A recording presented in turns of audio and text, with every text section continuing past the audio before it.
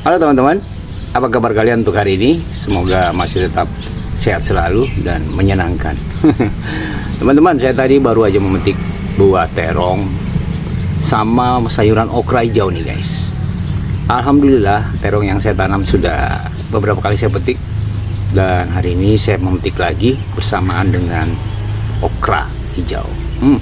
Hari ini saya mau coba untuk membakar terong ini dan merebus okra hijau ini. Saya akan campur dengan topokat. Pasti sangat menyenangkan teman-teman.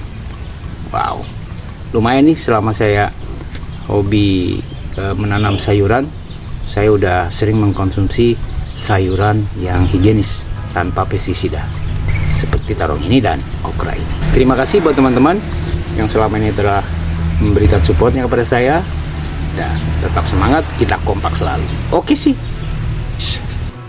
Hari ini saya mau rebus daun kelor nih. Kita petik dulu.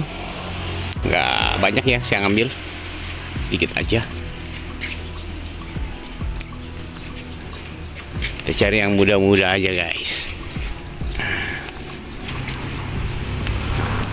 Oke, cukup untuk kita rebus hari ini. Mantap.